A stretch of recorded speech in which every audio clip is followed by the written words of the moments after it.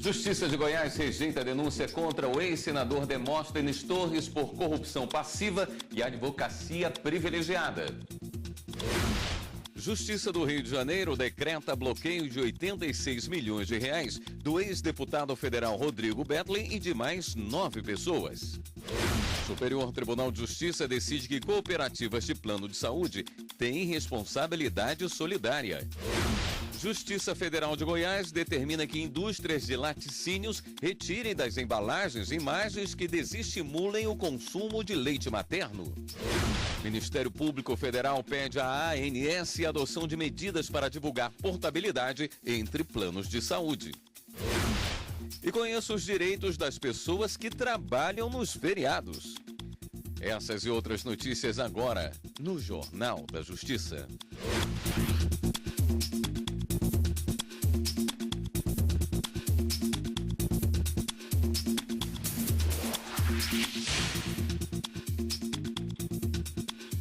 Boa noite.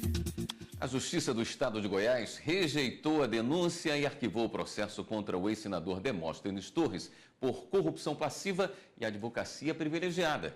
Quem tem mais informações é a repórter Viviane Novaes. Boa noite, Viviane. Boa noite, William.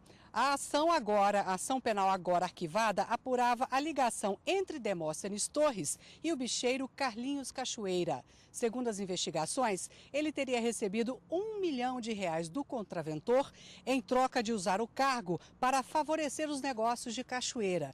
Esse caso levou o Senado a cassar o mandato de Demóstenes em 2012. Para arquivar o processo, o Tribunal de Justiça de Goiás acatou o posicionamento do Ministério Público do Estado com base na nulidade das provas que foram coletadas em interceptações telefônicas. Essas gravações não foram autorizadas aqui pelo Supremo Tribunal Federal, que é o foro adequado para julgar senadores. William. Obrigado, Viviane. A Justiça do Rio de Janeiro decretou a indisponibilidade e o bloqueio de 86 milhões de reais do ex-deputado federal Rodrigo Betlin e de mais 9 pessoas. Eles são acusados de improbidade administrativa e irregularidades envolvendo possível desvio de recursos públicos para 2 ONGs. De acordo com o Ministério Público, os repasses feitos pelos acusados nos convênios investigados continham excessivos gastos com superfaturamento de preços de diversos produtos, além de declarações não condizentes com a realidade, beneficiando os fornecedores. As denúncias apontaram acréscimo indevido de bens e valores no patrimônio dos acusados, ocultação patrimonial perante os órgãos de fiscalização oficiais e movimentação de valores para o exterior. Número de mortos em incêndio em Londres sobe para 17. De acordo com a polícia de Londres, 17 pessoas morreram no incêndio que atingiu um prédio de 24 andares e 120 apartamentos. Até o momento, não há indícios de que o fogo tenha sido provocado por uma ação terrorista. Também não há mais esperança de encontrar pessoas com vida na estrutura do edifício. Ao todo, 78 pessoas precisaram ser hospitalizadas após o incêndio. Existem 2 tipos de situações concretas que existem hoje. Quando acontecer um fato criminoso, o Estado determina que esse indivíduo que praticou esse dano, um ilícito, ele vai ser encarcerado. Por quê? Porque a sociedade exige que ele seja afastado da convivência comum. Então, na esfera penal, identificada a autoria e a materialidade, ele vai ser condenado mediante o devido processo legal. Na esfera civil também, as pessoas têm o direito de reparação na esfera econômica, patrimonial. Ou seja, então quem se sentir lesado numa situação como essa, ele vai buscar uma reparação civil e vai ter uma reparação, portanto, na esfera patrimonial. Aqui no Brasil, incêndios de grandes proporções em prédios deixaram inúmeros mortos e feridos. Em 1974, no edifício Joelma, em São Paulo, o fogo, que começou por causa de um curto-circuito, se espalhou pelo prédio e deixou 180 mortos. 2 anos antes, também na capital paulista, outro incêndio no edifício Andraus, onde funcionavam escritórios, matou 16 pessoas. A suspeita é de que o fogo tenha começado por um problema no sistema elétrico. O Superior Tribunal de Justiça decidiu que cooperativas de plano de saúde têm responsabilidade solidária em caso de plano com cobertura nacional. falam que com saúde não se brinca. Exatamente por isso, muitas pessoas preferem contratar um plano de saúde para terem certeza que vão ser atendidas caso passem mal ou precisem de alguma consulta ou exame. Mas, algumas vezes, ter um plano de cobertura nacional, por exemplo, não garante que o usuário vai ser atendido em outro estado. Esse é o caso de uma mulher que já tinha um plano de saúde com cobertura nacional comercializado pela Unimed Belém. A mulher precisou fazer o exame oftalmológico, mas ela não conseguiu que a Unimed Fortaleza autorizasse o procedimento. A justificativa foi de que, como o plano de saúde e o contrato de prestação de serviços foi feito com a cooperativa de Belém, ela não poderia realizar o exame em Fortaleza. A usuária entrou na justiça e o caso veio parar no STJ. A terceira turma do Superior Tribunal de Justiça, por unanimidade, negou o recurso da Unimed Fortaleza. O relator do processo, o ministro Vilas Boas Cueva, entendeu que o argumento usado pela Unimed Fortaleza para negar o exame não tinha validade e que as cooperativas, mesmo sendo autônomas, são responsáveis solidárias pelo custeio de eventual tratamento. O ministro destacou ainda que, na publicidade feita no site da empresa, o consumidor entende que o sistema Unimed garante o atendimento à saúde em todo o território nacional. Essa advogada explica que, no caso de informações conflitantes entre o contrato e uma publicidade, é comum que a causa seja favorável ao cliente. O contrato, em regra geral, é o que vale. Porém, se no site existe uma informação divergente do contrato, existe a situação da dúvida. Você não sabe o que está valendo. Se o contrato está dizendo uma coisa, o site está se referindo a esse contrato, dizendo outra completamente diferente, existe a dúvida. E na dúvida, a interpretação deve ser em favor do consumidor. Portabilidade é o direito conquistado pelo consumidor de trocar a prestadora de serviço sem ser prejudicado.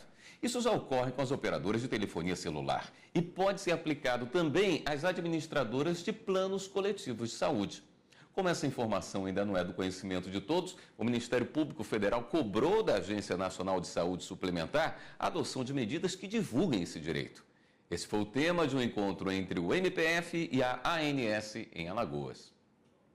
Nas ruas não é fácil encontrar quem saiba quais são os direitos do consumidor caso ele deseje trocar de plano de saúde. A Agência Nacional de Saúde Suplementar garante sim a chamada portabilidade de carência, que é a possibilidade de mudar de plano de saúde sem ter de cumprir novamente os prazos integrais para cirurgias e exames mais caros. No entanto, há algumas regrinhas. É preciso estar no plano de saúde há pelo menos 2 anos ou 3 em caso de doença ou lesão descoberta durante o período do contrato. Quem já fez a portabilidade alguma vez tem que aguardar mais 1 ano para fazer novamente a troca de plano. Ainda assim, é preciso se cercar de cuidados e tirar todas as dúvidas com a operadora do plano de saúde, como explica este consultor. Geralmente, pré-existência e parto, você não consegue fazer a portabilidade. Somente os demais casos eletivos, que é o caso de consultas, exames simples, exames complexos. O site da ANS tem todas as informações sobre a mudança de planos. É possível até fazer uma simulação de portabilidade baseada nas regras vigentes. O Ministério Público Federal acompanha a ampliação da portabilidade de perto. Já realizou reuniões com a ANS para identificar problemas que possam prejudicar quem usa o serviço. Enquanto as regras para extensão não estão totalmente definidas, o MPF quer que a agência dê maior publicidade e deixe bem claro quais são os direitos do consumidor na hora da troca do plano de saúde. Tem a questão da carência, tem a questão dos valores da mensalidade, tem a questão de não colocar ióbice, a operadora para a qual o consumidor migrou. Então, essas questões ainda não foram assim concluídas definitivamente. A Procuradora da República reforça que o órgão vai permanecer acompanhando a questão e aguarda resposta oficial. De acordo com Caspari, é preciso ir além e garantir que os planos mantenham para o cliente recém-desempregado, na portabilidade, valores semelhantes ao praticado nos planos coletivos empresariais. Porque se a portabilidade ela não garantir a mensalidade, ela fica muito prejudicada. fica muito prejudicada, principalmente naquele consumidor que tem uma idade mais avançada, que sabemos que a prestação, a mensalidade é extremamente alta. Para o presidente da Comissão Parlamentar de Defesa do Consumidor do Estado de Alagoas, é importante que o usuário sempre busque orientações em órgãos como o IDEC e os PROCONs de cada estado. A defensoria, se for o caso, o próprio judiciário, se for necessário, mas também registrar junto à ANS. Poucas pessoas têm esse hábito de registrar junto à agência reguladora. Você vai ver no próximo bloco do Jornal da Justiça. Tribunal Regional Federal da Primeira Região decide que servidor tem direito à licença para participar de curso de formação sem prejuízo na remuneração. A gente volta já já.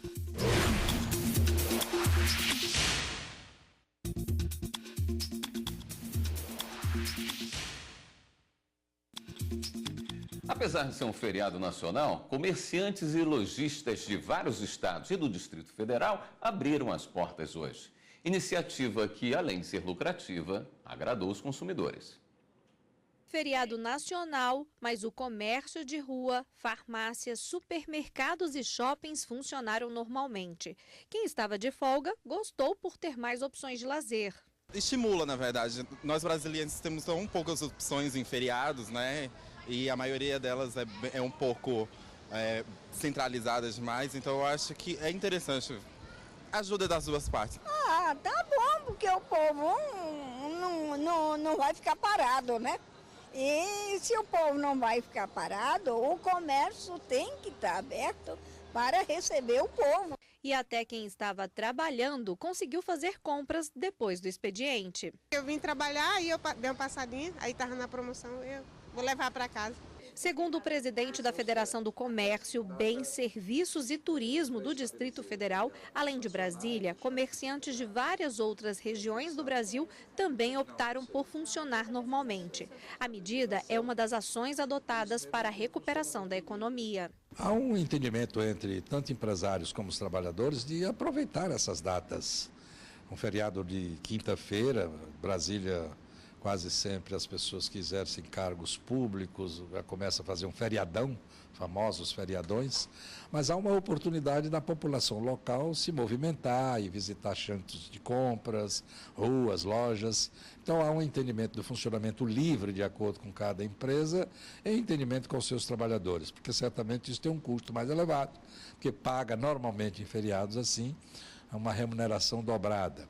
Com relação aos shopping centers, aos centros comerciais, há um funcionamento diferenciado. Então, praticamente, o comércio será funcionamento normal, levando em conta que alguns setores já funcionam ininterruptamente, como é o caso dos postos de combustíveis, farmácias. Para falar sobre esse assunto, a repórter Fernanda Porto vai conversar agora com o advogado José Augusto Lira. Oi, Fernanda, boa noite. Boa noite, William. Converso agora com o advogado José Augusto Lira, como você disse, sobre o pagamento de funcionário, porque para abrir hoje o comerciante precisa pagar hora extra para todos os funcionários. Deixa eu explicar um pouco mais sobre isso. Boa noite, doutor. Como é que funciona essa questão dos feriados nacionais? Só os feriados nacionais que são remunerados hoje? Como que funciona isso? Perfeitamente.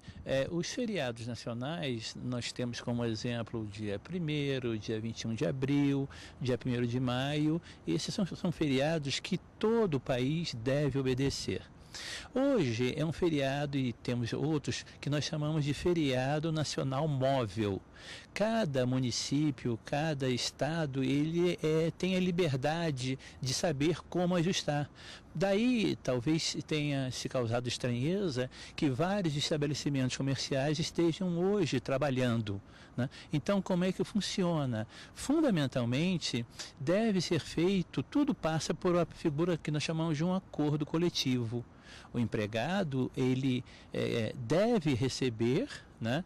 Ou então deve compensar. Jamais o empregado deve ser prejudicado. Então, seja por acordo coletivo, ou seja por convenção, cabível em cada município, isso deve ser obedecido nessa relação empregador-empregado.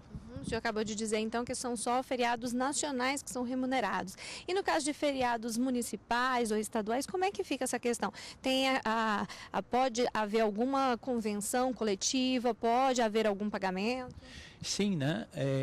A característica do feriado nacional móvel ou do feriado municipal ou do feriado estadual, quando aquelas empresas têm que trabalhar, ou quando elas exigem que aquele empregado trabalhe, ele deve ser remunerado normalmente. Porque nós temos que distinguir aqui dois tipos de pessoas, né? Dois tipos de empregado. Aquele empregado que vai trabalhar hoje, que o seu dia não é de trabalho, ele tem que trabalhar hoje e vai receber 100% ou compensar, ou aquele tipo de atividade em que é exigida habitualmente efetivamente o trabalho dele, né? Nesse tipo de atividade, ele vai ter que ter a compensação dele. Ele vai ter que compensar, né? O trabalho dele é normal hoje, então ele vai ter que ter a compensação. Compensa-se o dia para que ele tenha o descanso necessário por ter trabalhado hoje. O senhor tocou num ponto que gera muitas dúvidas, que é a questão de pagamento. Como é que deve ser feito o pagamento de feriados? Perfeito. O pagamento de feriado, você pega o seu salário mensal. Se você trabalha 8 horas diárias, semanalmente você vai trabalhar 44 horas. E mensalmente é 220. Você pega o teu salário mensal e divide por 220.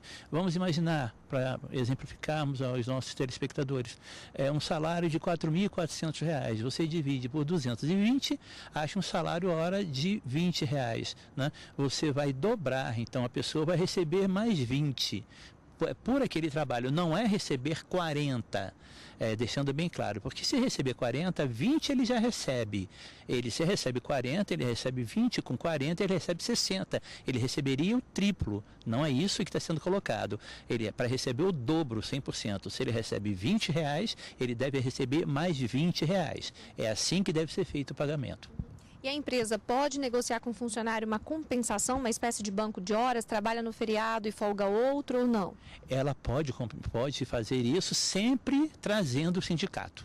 Né? A figura do sindicato, a qualquer momento, ainda no direito brasileiro, e ainda assim será, né? ela deve respeitar a empresa, a figura do sindicato. Então eu quero fazer um acordo coletivo. Né? Nesse caso não se aplica a figura do banco de horas, porque é um caso que a figura do banco de horas não está ligado. O banco de horas, a lei 9.601 de 98, é que fala do banco de horas e não abraça essa condição. Então a compensação vai ser objeto de ajuste com o próprio sindicato e deve ser uma compensação o dia, né? Praticamente de imediato, evitar ultrapassar 30 dias para que o empregado tenha o seu descanso. Ok, obrigada por sua participação aqui no Jornal da Justiça e eu volto com você aí no estúdio. William. Obrigado, Fernanda. O Tribunal Regional Federal da Primeira Região, em Brasília, decidiu que servidor tem direito à licença para participar de curso de formação sem prejuízo da remuneração, mesmo estando em estágio probatório. Ou seja, ele continua recebendo o salário. Os desembargadores da primeira turma do TRF1, por unanimidade, negaram provimento à apelação da União contra uma sentença da Justiça Federal de Brasília que aceitou o pedido de afastamento do servidor federal. Ele passou no concurso de delegado da Polícia Civil do Estado do Amazonas e conseguiu autorização para fazer o curso de formação sem deixar de receber o salário do cargo que vinha exercendo, mesmo estando em estágio probatório. Segundo a relatora, a desembargadora federal Gilda Sigmaringa Seixas, ainda que o servidor não seja efetivo, a legislação autoriza a licença remunerada para participar do curso de formação que seja requisito para ingressar em outro cargo, qualquer que seja a esfera de poder, federal, distrital, estadual ou municipal.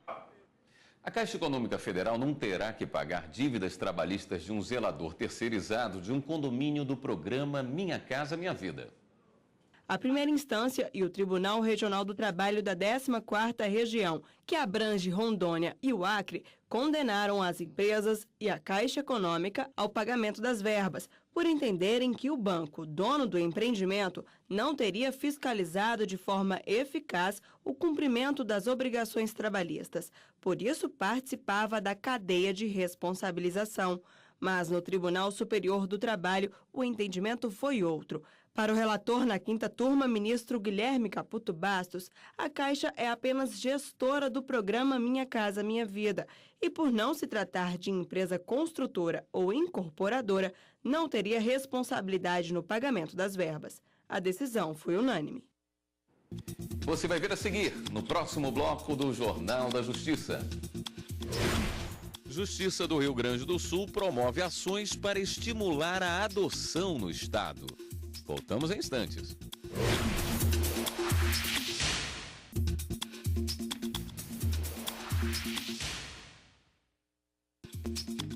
As indústrias de laticínios vão ter que excluir das embalagens imagens que estimulem o consumo de fórmulas infantis em vez do leite materno.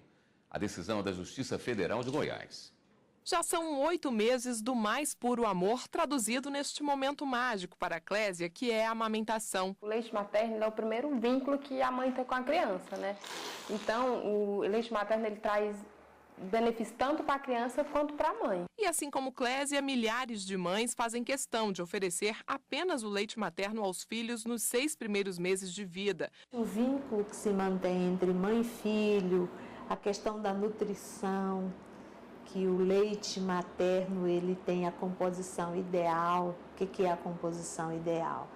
É que aquele leite é o leite que foi produzido de acordo com a necessidade daquele bebê. Mas há mulheres que não podem amamentar, como as que têm o vírus HIV, por exemplo, e existem outras que dão fórmula infantil para os pequenos por opção, ou porque foram induzidas por informações ou fotos atrativas nas embalagens dos produtos, o que é inclusive proibido por lei. Um dos artigos da Lei 11.265 de 2006 traz a vedação de uso de fotos, desenhos ou outras representações gráficas que não sejam aquelas necessárias para ilustrar métodos de preparação ou uso do produto. Não pode ter imagem de criança ou utilizar denominações ou frases com o intuito de sugerir semelhança com o leite materno. Mesmo com essa previsão legal, certas empresas ainda descumpriam a norma. Para evitar isso, o Sindicato das Indústrias de Laticínios no estado de Goiás, que conta com 30 empresas filiadas, entrou com uma ação na Justiça Federal do Estado. Pediu que a Anvisa parasse de aplicar auto de infração ou que suspendesse os efeitos das punições realizadas, além da prorrogação de 8 meses no prazo para adaptação das novas embalagens, já que o estoque dos rótulos antigos ainda era grande e geraria prejuízos. Não se sustenta o pedido porque, na verdade, nós temos um arcabouço jurídico ou uma regulamentação na comercialização desses produtos que já vem há mais tempo do que o decreto 8552, que é de 2015. A Justiça Federal de Goiás também não considerou razoável a extensão do prazo e negou o pedido do sindicato. A procuradora esclarece ainda que os produtos que trazem nas embalagens as proibições citadas na lei podem mesmo levar mães e crianças ao consumo. Estudos realizados pelo Ministério da Saúde indicam que pode sim induzir ou trazer a ideia de que um leite industrializado seja melhor do que um leite materno. Atualmente, o Cadastro Nacional de Adoção mostra que há muito mais gente querendo adotar do que o número de crianças disponíveis. Mesmo assim, as casas de acolhimento seguem cheias. Isso porque a maioria quer apenas bebês. Para tentar mudar esse cenário, o Judiciário Gaúcho vem promovendo uma série de ações. Poderia pular o obstáculo? Você quer me passar vergonha? Ai, que ódio! 18 crianças de uma casa de acolhimento da capital foram trazidas pelo Judiciário Gaúcho para viver uma tarde muito especial. Eles vieram para viver um mundo maravilhoso e encantado do circo. Mas muito mais do que isso, eles também estão aqui para participar da captação de materiais que, num futuro bem próximo, poderão auxiliar em suas adoções. São todas crianças ou adolescentes que estão aptos a serem adotados. Qual é a ideia?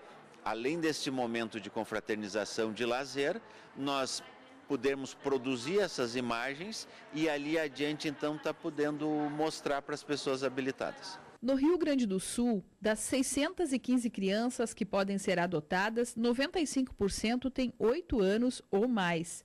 67,9% têm irmãos.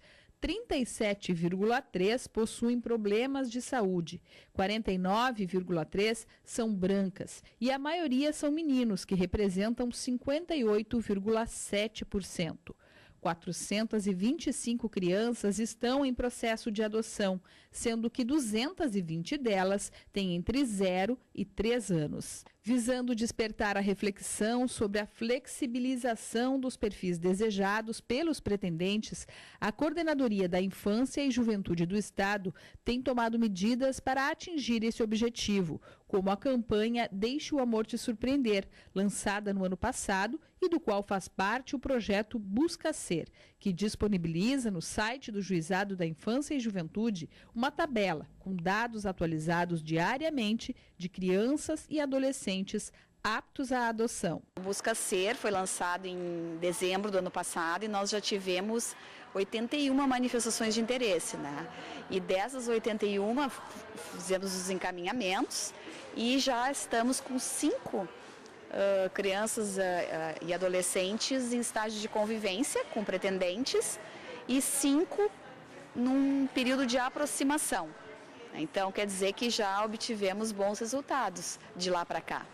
Há ainda o projeto Apadrinhar, alternativa às adoções de difícil colocação, que pode proporcionar à criança e ao adolescente uma vida mais próxima possível da familiar. O objetivo é justamente isso, que as crianças e adolescentes eles têm a oportunidade de ter um convívio familiar, social. Então, eles vão ter os padrinhos e esses padrinhos vão fornecer e enfim, oportunizar esse convívio que é tão importante para as crianças. De acordo com o titular do 2º Juizado da Infância e Juventude da capital, a unidade está promovendo seminários com candidatos a pais adotivos que já estão habilitados no Cadastro Nacional, esclarecendo dúvidas sobre os aspectos jurídicos e técnicos e possibilitando a reflexão sobre a adoção de crianças com idade mais avançada. O Jornal da Justiça fica por aqui. Outras notícias do Judiciário você acompanha amanhã, 13h, no Jornal da Justiça, primeira edição. Uma boa noite para você e continue aqui na TV Justiça.